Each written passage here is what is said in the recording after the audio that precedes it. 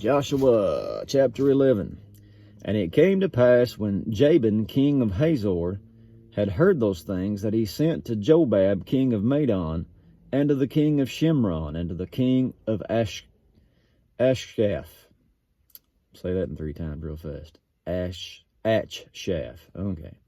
And to the kings that were on the north of the mountains, and of the plains of the south, and Chinneroth, and in the valley, and in the borders of Dor on the west, and to the Canaanite on the east and the west, to the Amorite, and to the Hittite, the Perizzite, the Jebusite, in the mountains, and to the Hivite under Hermon in the land of Mizpah.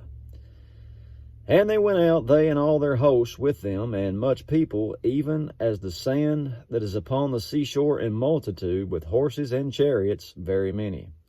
And when all these kings were met together, they came and pitched together at the waters of Merom to fight against Israel. And the Lord said unto Joshua, Be not afraid because of them, for tomorrow about this time will I deliver them all slain before Israel.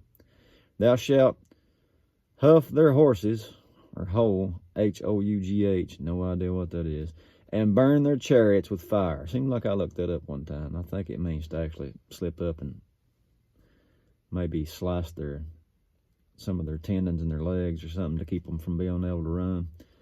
Don't quote me on that, but it wasn't good, whatever it was. So Joshua came, and all the people of war with him, against them by the waters of Merom suddenly, and they fell upon them. And the Lord delivered them into the hand of Israel, who smote them and chased them unto great Zidon, and unto Misrephoth Maim, and unto the valley of Mizpah eastward, and they smote them until they left them none remaining. And Joshua did unto them as the Lord bade him. He huffed the horses and burnt their chariots with fire. And Joshua at that time turned back and took Hazor, and smote the king thereof with the sword, for Hazor beforetime was the head of all those kingdoms.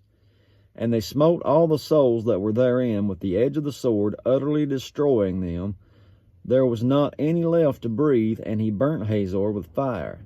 And all the cities of those kings, and all the kings of them, did Joshua take, and smote them with the edge of the sword, and he utterly destroyed them, as Moses the servant of the Lord commanded.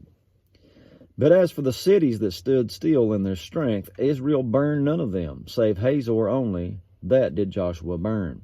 And all the spoil of these cities, and the cattle, the children of Israel took for a prey unto themselves. And but every man they smote with the edge of the sword, until they had destroyed them, neither left they any to breathe. As the Lord commanded Moses his servant, so did Moses command Joshua, and so did Joshua. He left nothing undone of all the Lord commanded Moses. So Joshua took all that land, the hills, and all the south country, and all the land of Goshen, and the valley, and the plain, and the mountain of Israel, and the valley of the same, even from the Mount Halak that goes up to Seir, even unto Baal Gad in the valley of Lebanon, under the Mount Hermon. And all their kings he took, and smote them, and slew them.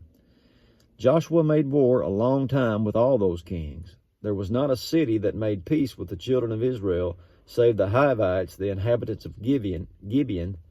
All other they took in battle. For it was of the Lord to harden their hearts, that they should come against Israel in battle. Get that? The Lord caused that.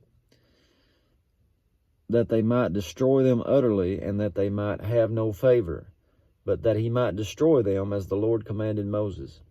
And at that time came Joshua, and cut off the Anakim, and from the mountains, from Hebron, from Debir, from Anab, and from all the mountains of Judah, and from all the mountains of Israel, Joshua destroyed them utterly with their cities. There was none of the Anakim left in the land of the children of Israel, only in Gaza, in Gath, in Ashdod there remained. Gath. Remember that when you get to David. That's where I think Goliath was from, being a giant, and that's who these Anakim people were, the giants. So Joshua took the whole land, according to all that the Lord said unto Moses, and Joshua gave it for an inheritance to Israel, according to their divisions by their tribes, and the land rested from war. And that be it for chapter 11. God bless you. See you in the morning, Lord willing.